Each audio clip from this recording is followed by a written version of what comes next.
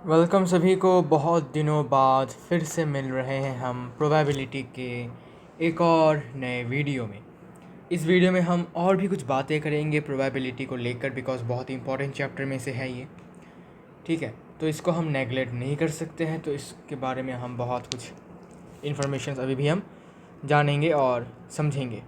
Okay, तो वैसे हमें और भी कुछ बातें थोड़ी सी नॉलेज में रखनी पड़ेंगी, फिर हम एक्सरसाइज इसका स्टार्ट करेंगे। ठीक है, so let's begin.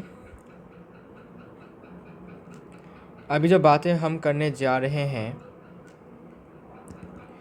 The thing we are talking about here is tossing a coin. Suppose मैंने एक कॉइन को टॉस किया। ठीक है, तुम बोलोगे भाई पहले भी ये डिस्कस हो चुका है, लेकिन अभी जो डिस्कस करने मतलब जा रहा हूँ इधर अलग है। ओके, टॉसिंग ए कॉइन, क्या क्या आउटकम्स हो सकते हैं। ठीक है, आउटकम्स को ही हम इवेंट कहते हैं। ओके, तो इवेंट वन क्या मिलेगा? हेड मिलेगा। ठीक है, इवेंट वन का मतलब है कि आउटकम क्या है। तो देखो आउटकम्स, मैं पहले आउटकम्स लिख देता हूँ। ठीक है, पहले मैं एस लिख देता हूँ। एस क्या है? सैम्पल स्पेस, मतलब जितने भी आउटकम्स हैं उनको हमने कलेक्शन किया है, एक सेट बनाया है उनका, उस सेट को हम कहते हैं सैम्पल स्पेस। तो जब भी हम किसी कॉइन को टॉस करते हैं तो हमें दो ही आउटकम्स मिल सकते हैं। क्या? या तो हमें हेड्स मिलेगा या तो हमें टेल्स मिलेगा। यही दो आउटकम्स पॉसिबल हैं, और इन दो पॉसिबल आउटकम्स का हमने कलेक्शन किया। कलेक्शन करके हमने इनका घर में क्या किया? एक कंटेनर में डाल दिया, और इस कंटेनर का नाम है सैम्पल स्पेस। ठीक है, क्लियर हो गया। तो सैम्पल स्पेस हो गया हेड और टेल। अभी अगर मैं पूछूं कि इवेंट वन ई वन में हेड, मतलब एक आउटकम, मतलब ई वन है हेड, तो इन दोनों में से एक आउटकम हेड हो सकता है और दूसरा आउटकम ई टू मान लेता हूँ उसको मैं, टेल्स हो सकता है। हेड्स या फिर टेल्स। ओके,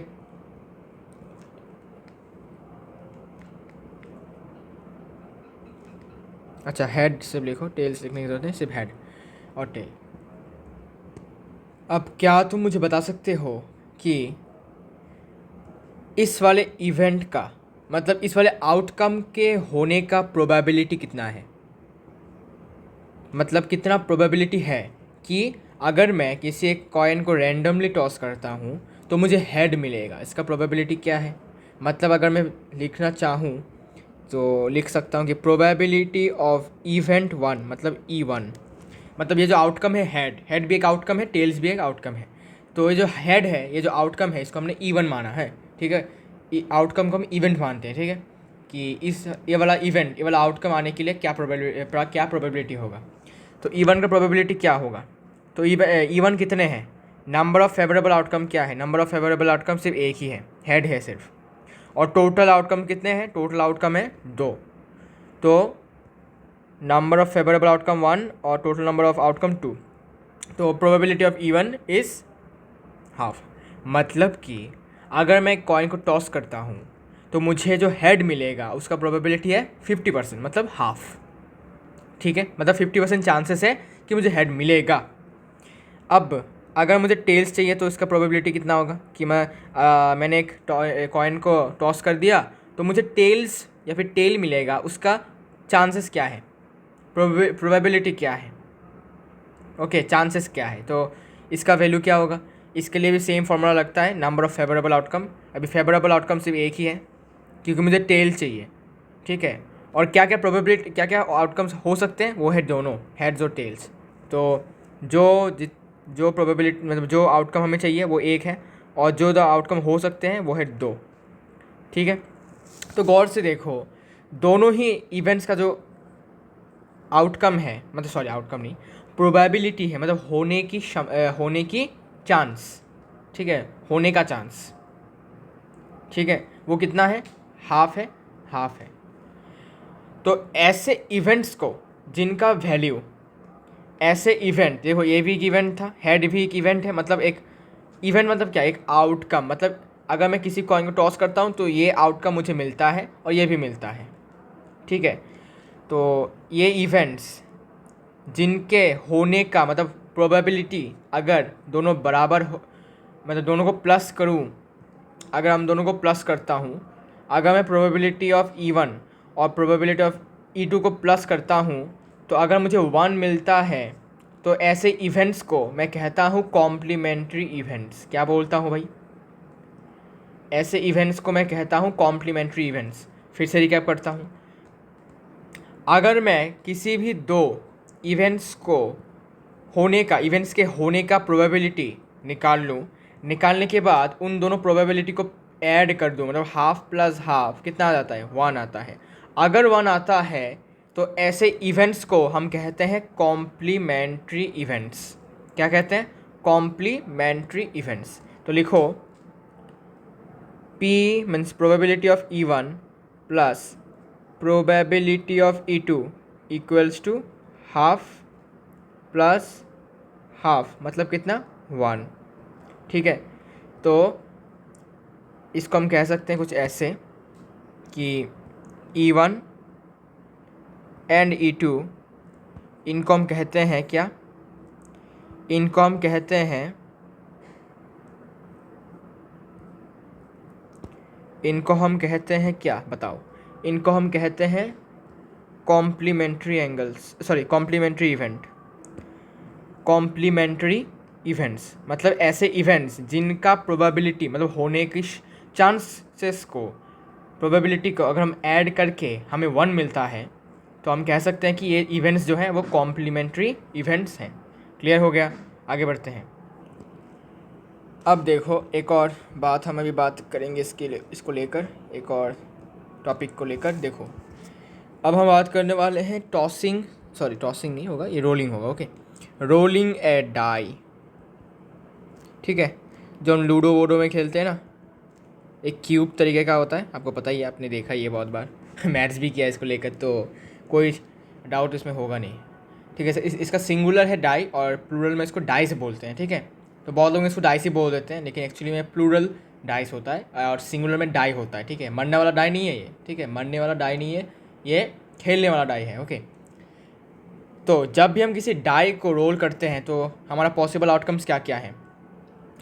तो सैम्पल स्पेस में लिखता हूँ पॉसिबल आउटकम्स जो हैं हमारे, मतलब क्या क्या आउटकम्स हमें मिल सकते हैं। तो हमें 1 मिल सकता है, हमें 2 मिल सकता है, हमें 3 मिल सकता है, हमें 4 मिल सकता है, हमें 5 मिल सकता है, हमें 6 मिल सकता है, ठीक है। तो ये नंबर्स हमें मिल सकता है अगर हम किसी भी डाई को रोल करते हैं रेंडमली, ठीक है। अब हर एक आउटकम को हम एक इवेंट मानते हैं, है ना। हर एक आउटकम को हम एक इवेंट मानते हैं। तो इवेंट E1 डाई शोज 1, ठीक है। तो एक आउटकम को हमने मतलब इवेंट बोला E1। इस इवेंट में क्या होगा? इस इवेंट में जब भी हम डाई को रोल करेंगे तो हमें ये डाई जो होता है 1 दिखाएगा। इस आउटकम को हमने E1 माना, ठीक है। अब E2 क्या है? E2 मान लेते हैं कि डाई शोज नंबर 2, ठीक है। सेकेंड आउटकम यह है कि जो डाई होगा वो नंबर 2 दिखाएगा। और E3 क्या है? E3 मान लेते हैं कि डाई शोज नंबर 3, ठीक है।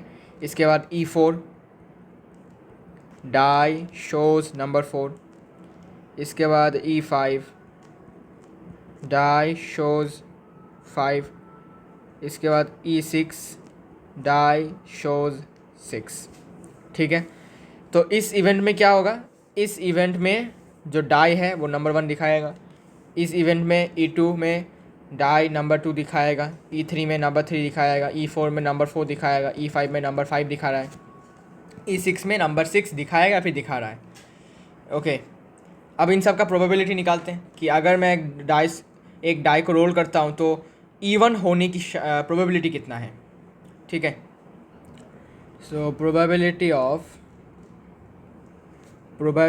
ऑफ गेटिंग E1 इवेंट होने की संभावना कितनी होगी? तो नंबर ऑफ़ फेवरेबल आउटकम कितना है? एक ही है।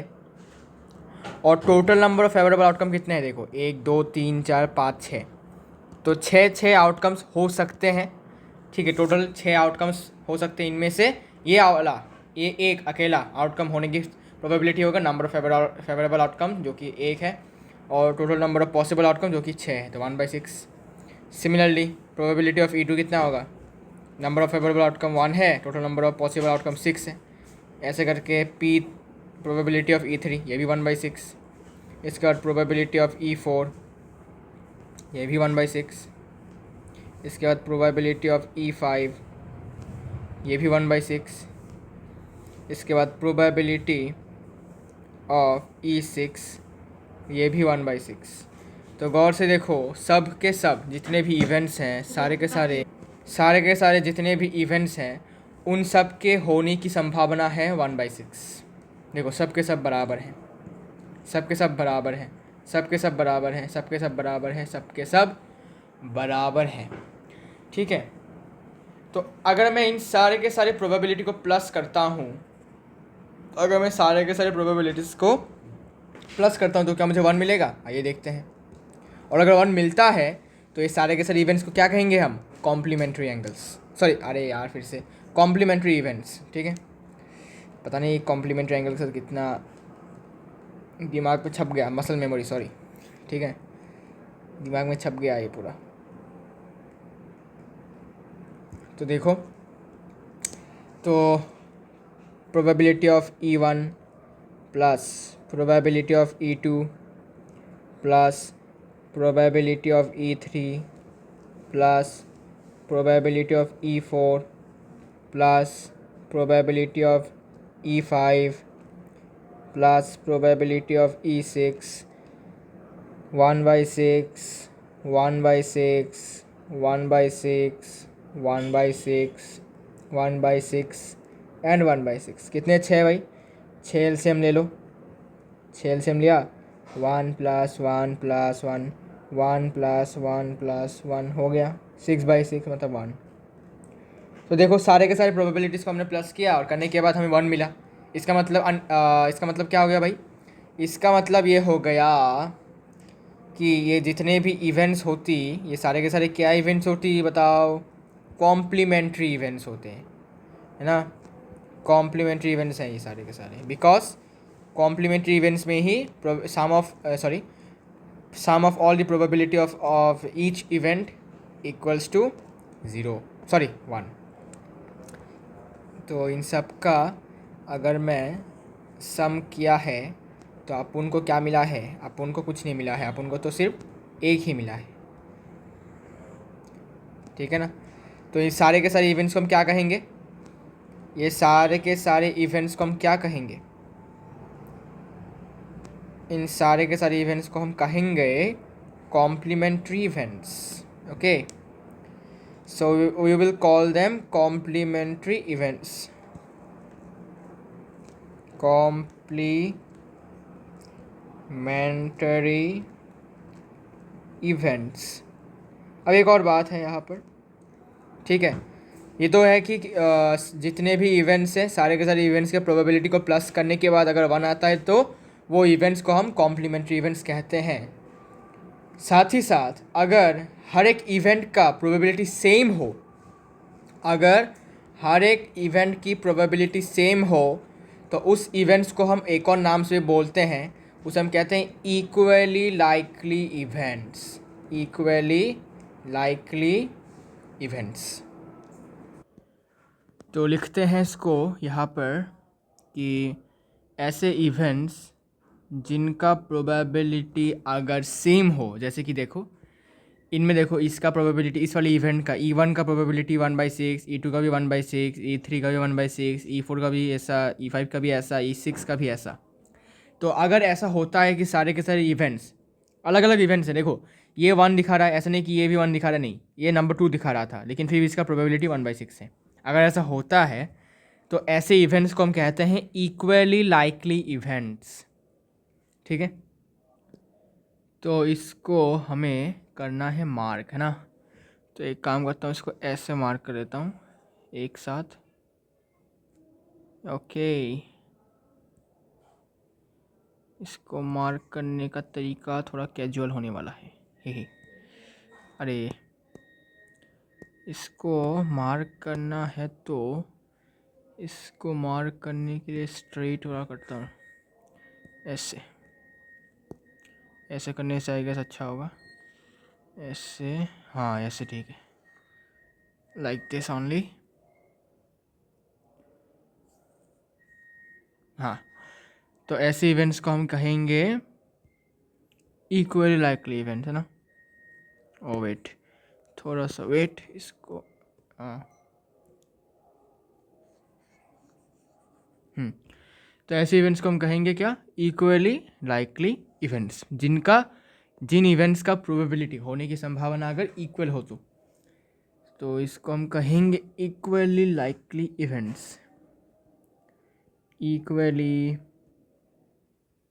लाइकली इवेंट्स मतलब इक्वल प्रोबेबिलिटीज, ठीक है। ऐसे इवेंट्स जिनके होने की प्रोबेबिलिटी मतलब होने की संभावना इक्वल होगा, सिंपल। आगे बढ़ते हैं, ठीक है, आगे बढ़ते हैं। इसके बाद है एलिमेंट्री इवेंट्स, यही लास्ट है, इसके बाद हम क्वेश्चन आंसर डिस्कस करेंगे। Elementary events, so what is elementary events, let us talk about it. Elementary events के लिए यहाँ लिखता हूँ, ओके, जगह है तो लिख लेते हैं, जगह वेस्ट नहीं करते हैं। एलिमेंट्री इवेंट्स, तो एलिमेंट्री इवेंट मतलब ऐसे इवेंट जिनका सिर्फ और सिर्फ एक ही आउटकम होगा, ठीक है। ऐसे इवेंट्स जिनका आउटकम सिर्फ और सिर्फ एक होगा, ठीक है। सो इवेंट हैविंग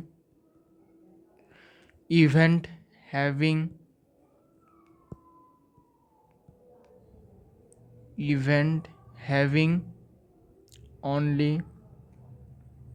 one outcome, ठीक है। तो ऐसे इवेंट या फिर ऐसा एक इवेंट जिसके होने मतलब जिसका सिर्फ और सिर्फ एक ही आउटकम होगा उसको हम कहेंगे एलिमेंट्री इवेंट। जैसे कि देखो ये इवेंट, देखो ये इवेंट क्या है, एक एलिमेंट्री इवेंट है। क्यों है, बिकॉज ये सिर्फ और सिर्फ इसका एक ही आउटकम है, क्या, कि ये सिर्फ और सिर्फ नंबर 1 ही दिखाएगा और कुछ दिखाएगा क्या, नहीं। तो इसका नंबर इसका आउटकम सिर्फ और सिर्फ एक ही है, ठीक है। अगर मैं लिखता कि रोलिंग टू डाइस, ठीक है, इसमें इवन 1 क्या होगा, इवन 1 होता है 1,1।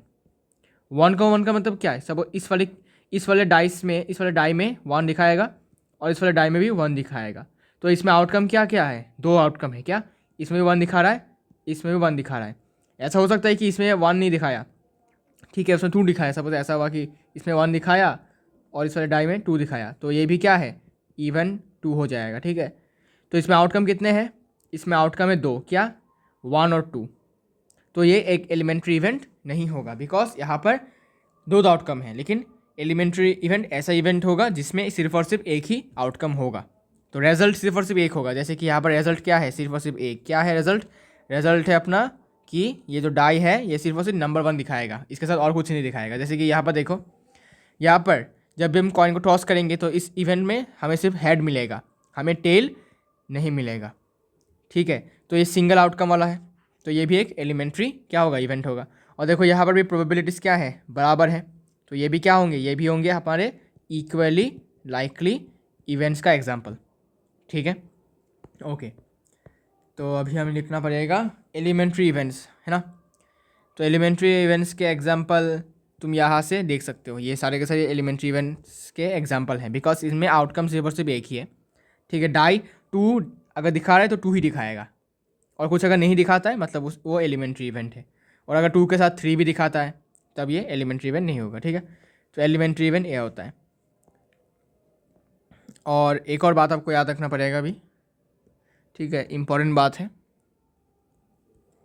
The sum of all the elementary events of an experiment of an experiment is 1।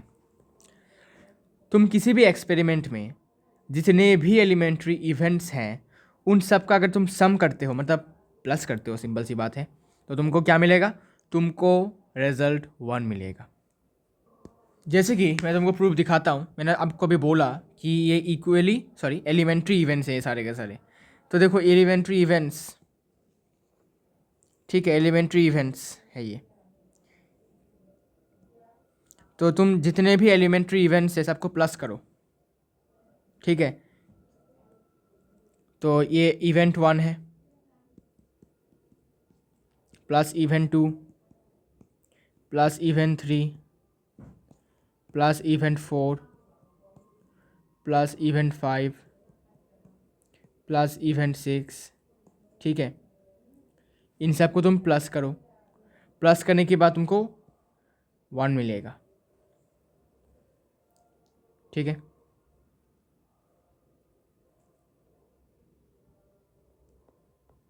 Okay, तो अभी और टाइम को वेस्ट ना करते हुए क्वेश्चन आंसर्स को डिस्कस करते हैं, क्या बोलते हो? ठीक है, चलिए शुरू करते हैं फिर। आइए शुरू करते हैं क्वेश्चन आंसर डिस्कस करना। Find the probability of getting a black queen from a well shuffled deck of 52 cards। तो तुमको बताना है कि अगर मैं 52 कार्ड्स में से एक कार्ड को रैंडमली चूज़ करता हूँ, ठीक है, तो ब्लैक क्वीन मिलने की प्रोबेबिलिटी क्या है? क्वेश्चन को थोड़ा मॉडिफाई करना पड़ेगा आपको। फाइंड थोड़ा सा वेट। क्वेश्चन तो तुम समझ चुके हो, आई नो, लेकिन क्वेश्चन लिखने में थोड़ा गलत हुआ है। Black queen when A card is drawn at random from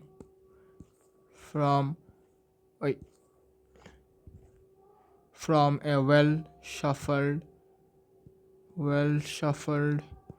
deck of 52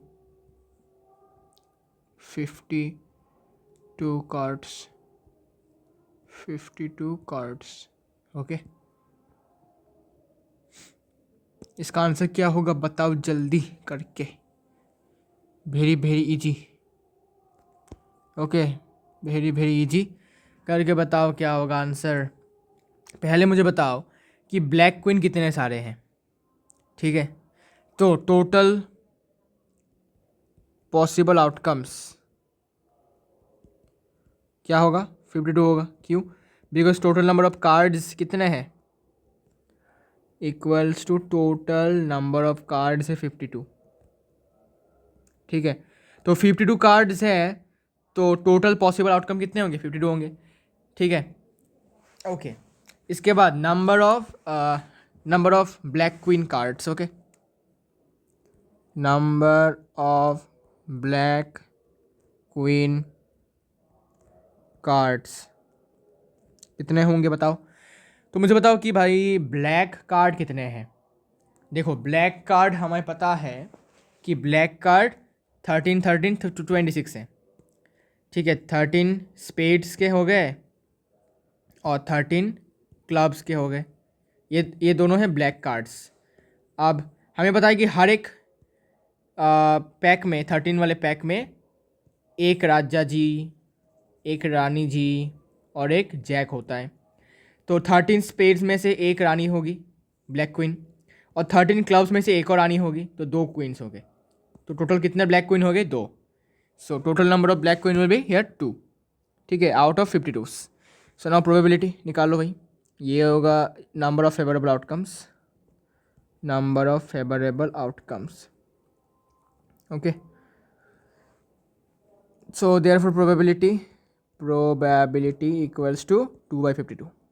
ठीक है, number of favourable outcomes by number of possible outcomes 1/26। बस यही होगा इसका आंसर। ठीक है, नंबर ऑफ फेवरेबल आउटकम मतलब क्या, जो आउटकम्स आपको चाहिए। ठीक है, आपको चाहिए कि ये वाला रिजल्ट आपको मिले। ठीक है, इस वाले रिजल्ट के होने का प्रोबेबिलिटी क्या है, तो उसके लिए आपको ये वाला चाहिए होगा। ओके, इजी क्वेश्चन था। अभी थोड़ा सा हम इसका लेवल बढ़ाते हैं। तो एक और बढ़िया क्वेश्चन आपके सामने है जी। क्वेश्चन बहुत बढ़िया है, देखो। Queen king and jack of clubs are removed. तो क्लब्स जो है ना, उसमें से उस क्लब्स का क्वीन किंग और जैक को हटा दिया गया, फिर बाकी के कार्ड्स को वेल शफल किया गया। और अब अगर मैं रैंडमली एक कार्ड को लेता हूँ वहाँ से, उस डेक ऑफ कार्ड्स से, तो एक फेस कार्ड पाने की प्रोबेबिलिटी क्या है, एक कार्ड ऑफ हार्ट्स पाने की प्रोबेबिलिटी क्या है, कार्ड ऑफ क्लब्स पाने की प्रोबेबिलिटी क्या है, और क्वीन पाने की प्रोबेबिलिटी क्या है, क्वीन ऑफ डायमंड्स। ओके, सो हमें पता है कि टोटल 52 कार्ड्स होते हैं, उसमें से इन 3 कार्ड्स को रिमूव कर दिया, तो अभी कितने बचे, 49। तो ये होगा आपका टोटल नंबर ऑफ कार्ड्स अभी। ओके, सो आपको लिखना पड़ेगा कि टोटल नंबर ऑफ कार्ड्स जो पहले थे वो था 52। अब रिमेनिंग कार्ड्स क्या होगा फिर, रिमेनिंग कार्ड्स से 52 से और 3 हटा दिया, सो 49। ठीक है, 52 से और 3 हटा दिया तो 49। अब हमें पूछा गया है कि फेस कार्ड पाने की प्रोबेबिलिटी क्या है। फेस कार्ड मतलब क्या, राजा रानी और जैक। ठीक है, तो देखो जी, रोमन वन है ना, यहाँ लिखता हूँ रोमन 1। तो फेस कार्ड पहले देखो, face card 13 hearts, 13 diamonds, 13 clubs, 13 spades. 13 hearts में कौन कौन है, 3 फेस कार्ड्स हैं। क्या क्या, राजा रानी जैक। डायमंड्स में 3 फेस कार्ड्स हैं। क्लब्स में भी 3 फेस कार्ड्स थे। अभी देखो, क्लब्स में से क्वीन किंग और जैक को हटा दिया, तो ये वाला कैंसिल, ये वाला इंक्लूड नहीं होगा क्योंकि हटा दिया। बचा क्या, 13 स्पेड्स, इसमें भी 3 फेस कार्ड्स हैं, मतलब राजा रानी और जैक। सो टोटल कितने सारे फेस कार्ड्स हुए, 13 हार्ट्स में से 3, 13 डायमंड्स में से 3 और 13 स्पेड्स में से 3। So 3 3 3 9। So 9 face cards will be there. ठीक है, बिकॉज अपने जो यू कैन से क्लब्स में से 13 क्लब्स कार्ड्स में से क्वीन किंग और जैक को हटा दिया, वही फेस कार्ड से उनको हटा दिया, तो बाकी के कितने फेस कार्ड्स रहेंगे। So number of favourable outcomes लिखो, number of favourable outcomes equals to number of face cards, जो कि होगा 3 + 3 + 3 9। सो प्रोबेबिलिटी क्या होगा, probability of getting is 9/49 is the answer. ठीक है, तो फेस कार्ड्स पाने की जो प्रोबेबिलिटी है वो होगा total number of favourable outcome, मतलब कितने सारे फेस कार्ड्स हैं टोटल, हाँ टोटल है, और टोटल नंबर ऑफ कार्ड्स कितने हैं। ठीक है, डिवाइड करने से मिल जाएगा probability. So this is Roman 1 is done, 9/49। अब रोमन 2 देखो, एक कार्ड ऑफ हार्ट्स में से कोई भी एक कार्ड मिलेगा, उसका प्रोबेबिलिटी कितना है, आइए देखते हैं भाई साहब, आइए देखते हैं रोमन 2, आइए देखते हैं, आइए। सो कार्ड ऑफ हार्ट्स, तो हार्ट्स में कितने कार्ड्स होते हैं भाई, हमें पता है कि हार्ट्स में 13 कार्ड्स हैं। क्या किसी के साथ छेड़खानी किया गया है, मतलब क्या हार्ट्स के किसी कार्ड को रिमूव किया गया है, जी नहीं। सो 13 में से 13 कार्ड्स ही रहेंगे, तो प्रोबेबिलिटी क्या होगा, नंबर ऑफ फेवरेबल आउटकम्स लिखो, number of favourable outcomes equals to number of hearts cards, जो कि है 13, ठीक है। सो प्रोबेबिलिटी क्या होगा, प्रोबेबिलिटी होगा 13/49। बस सिंपल सा क्वेश्चन, सिंपल सा आंसर, ठीक है, नथिंग चेंज, ठीक है। तो रोमन 2 हो चुका है, बहुत बहुत ईजी तरीके से क्लियर होगा। ओके, एक कार्ड ऑफ क्लब्स, ये तो इंटरेस्टिंग है, आइए देखते हैं कैसे करना है। एक कार्ड ऑफ क्लब्स, तो हमें पता है कि क्लब्स में से 3 कार्ड्स को रिमूव कर दिया। Okay, so number of favourable outcomes, number of favorable outcomes equals to number of cards of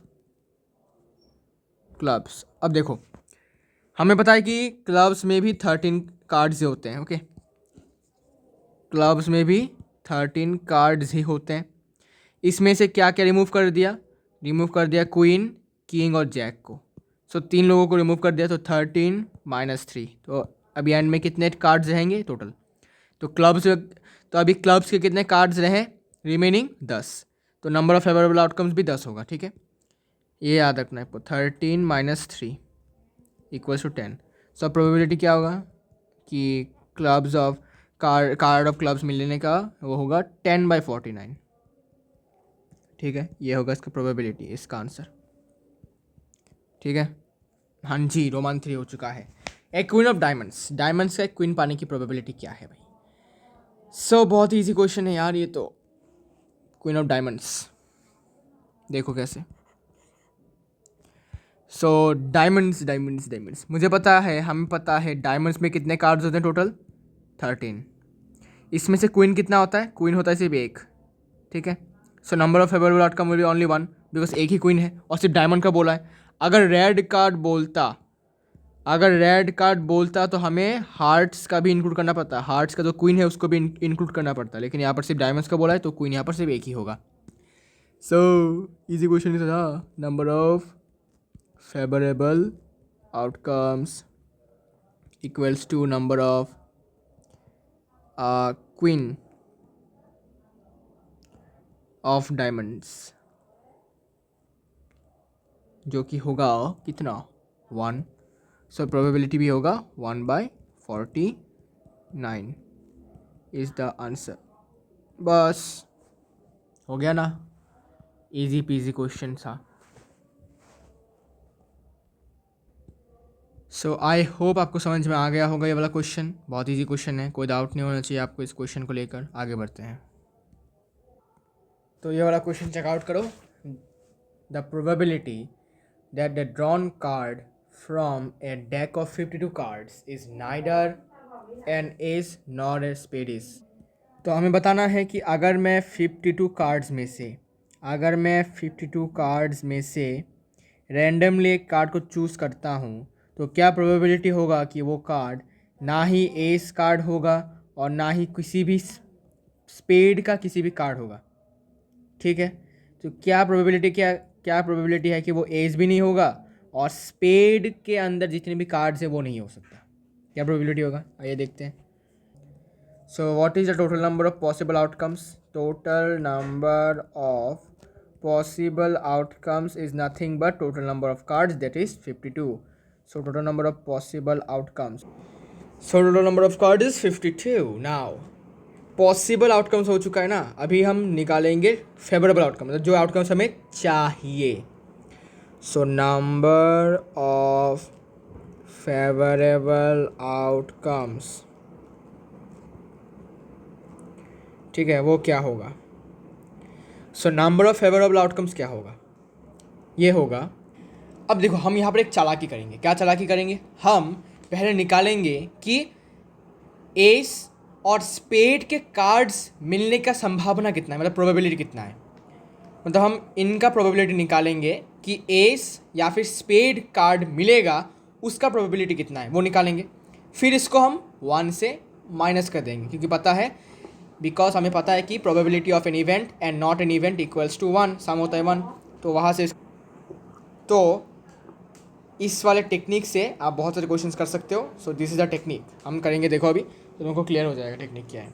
so number of favourable outcomes जो है तो लिखो आपको नंबर ऑफ एस कार्ड्स जितने भी है plus number of S cards plus number of spades cards. तो S cards क्या क्या है? एस कार्ड्स हैं पहले तो 13 हार्ट्स वाले कार्ड में एक एस है, 13 डायमंड्स में भी एक एस है, 13 क्लब्स में भी एक है, ठीक है, और 13 स्पेड्स में भी एक है। लेकिन हम इस 13 वाले स्पेड्स वाले एस कार्ड को इंक्लूड नहीं कर रहे हैं, बिकॉज हम जब स्पेड्स कार्ड्स लिखेंगे उसमें हम 13 लिख देंगे डायरेक्ट, तो उस 13 में ही हमारा एस कार्ड इंक्लूडेड हो जाएगा।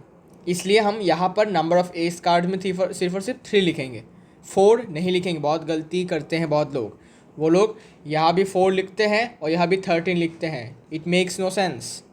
तुमने यहाँ भी स्पेड के एस वाले को इंक्लूड किया और तुमने यहाँ भी स्पेड के एस वाले को इंक्लूड किया, लेकिन ये तो पॉसिबल ही नहीं है।